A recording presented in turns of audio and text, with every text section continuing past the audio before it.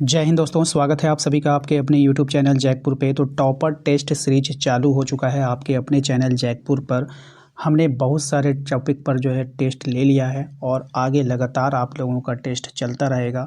Test में जो है ऐसे ऐसे सवालों को रखा गया है जो कि आपके लिए बिल्कुल यूनिक होगा और सभी सवाल जो है परीक्षा के दृष्टिकोण से इम्पॉर्टेंट है।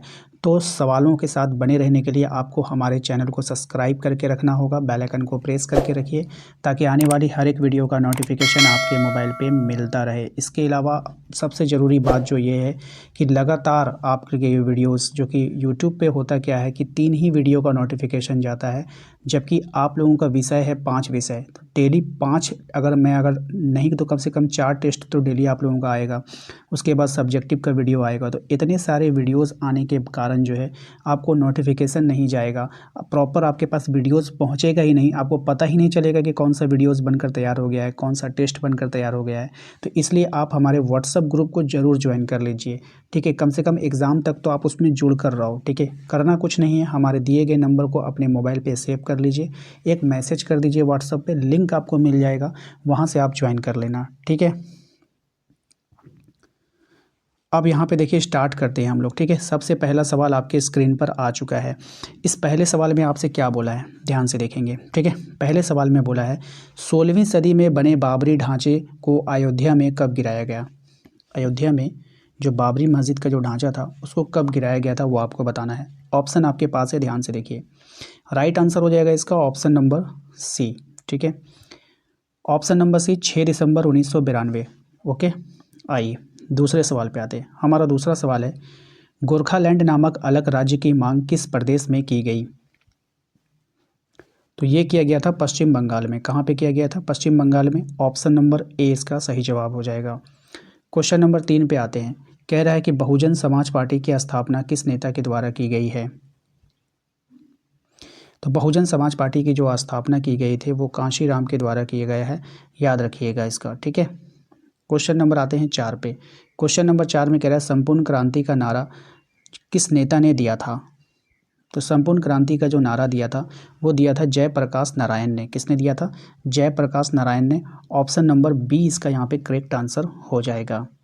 देखिए, अगर आपने अभी तक हमारे वीडियोस को लाइक नहीं किया तो प्लीज़ लाइक कर दिया कीजिए। इतनी मेहनत कर रहे हैं आप लोगों के लिए कि क्या ही बताएं। PYQ क्वेश्चन दे रहे हैं आप लोगों को, टेस्ट ले रहे हैं आप लोगों का। टेस्ट में भी आप देख पा रहे हो सब नया नया क्वेश्चन आप लोगों को मिल रहा है जो कि आपके बुक से क्वेश्चन बनाया गया है। तो प्लीज़ आप लोग जो है सपोर्ट किया कीजिए पूरा। आइए क्वेश्चन नंबर 5 पे आते हैं। कह रहा है कि ओबीसी का संबंध किससे है?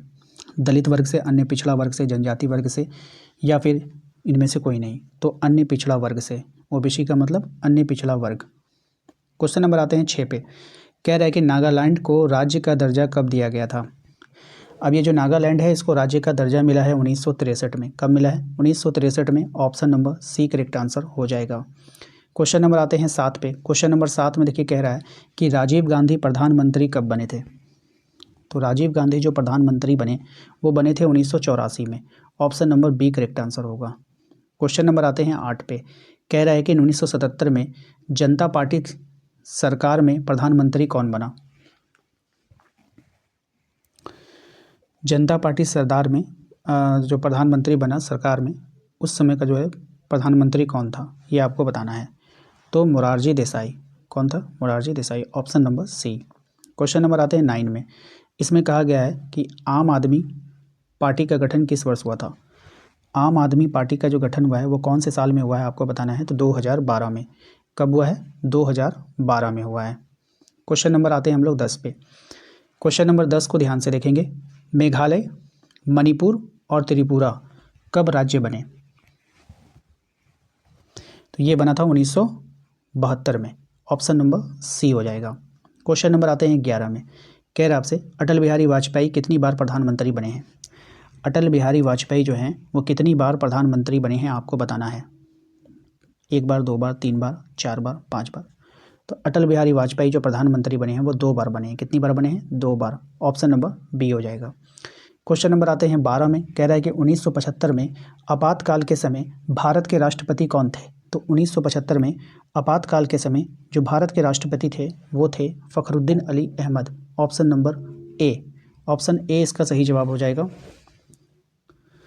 अगले सवाल पे आइए। क्वेश्चन नंबर 13 में महिलाओं के लिए सीटों का आरक्षण किस संस्था में नहीं है? तो विधानसभा में नहीं है। ऑप्शन नंबर ए हो जाएगा। क्वेश्चन नंबर आते हैं 14 में, कह रहा है कि अकालियों का प्रमुख आंदोलन किस राज्य से जुड़ा हुआ है? अकालियों का प्रमुख आंदोलन पंजाब से जुड़ा हुआ है। किससे जुड़ा हुआ है? पंजाब से। ऑप्शन नंबर डी हो जाएगा। क्वेश्चन नंबर आते हैं 15 में, कहा गया है कि पिछड़े वर्गों से संबंधित भारतीय संविधान का अनुच्छेद कौन सा है? तो पिछड़े वर्गों से संबंधित भारतीय संविधान जो है वो अनुच्छेद कौन सा है?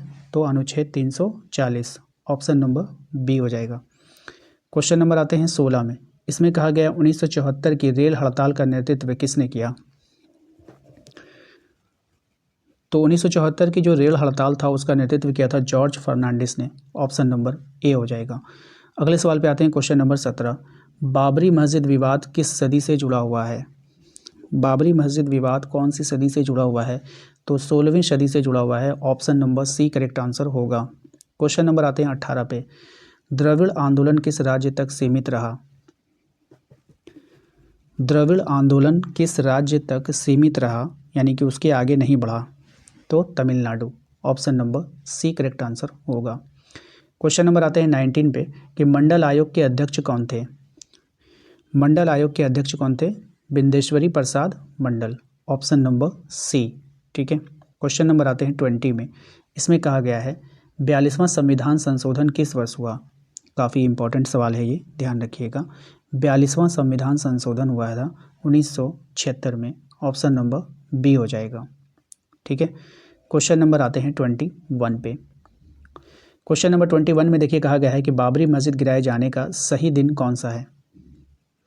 तो बाबरी मस्जिद गिराए जाने का जो सही दिन है वो है 6 दिसंबर 1992। ऑप्शन नंबर सी हो जाएगा। क्वेश्चन नंबर आता है 22 पे, कह रहा है उत्तर पूर्वी भारत की 7 बहनों में कौन शामिल नहीं है? उत्तर पूर्वी भारत की 7 बहनों में कौन शामिल नहीं है? तो उत्तराखंड शामिल नहीं है। ठीक है। ऑप्शन नंबर डी हो जाएगा। नेक्स्ट आते हैं क्वेश्चन नंबर 23 में, कह रहा है कि गोधरा कांड की घटना किस वर्ष हुई है? तो गोधरा कांड की जो घटना हुई है वो कौन से साल में हुई है आपको बताना है। तो ये हुआ है 2002 में। Option number B correct answer हो जाएगा। क्वेश्चन नंबर 24 पे आते हैं, कह रहा है संपूर्ण क्रांति आंदोलन किससे संबंधित था? तो संपूर्ण क्रांति का जो आंदोलन संबंधित है वो है आपका सामाजिक राजनीतिक परिवर्तन से। ऑप्शन नंबर सी हो जाएगा।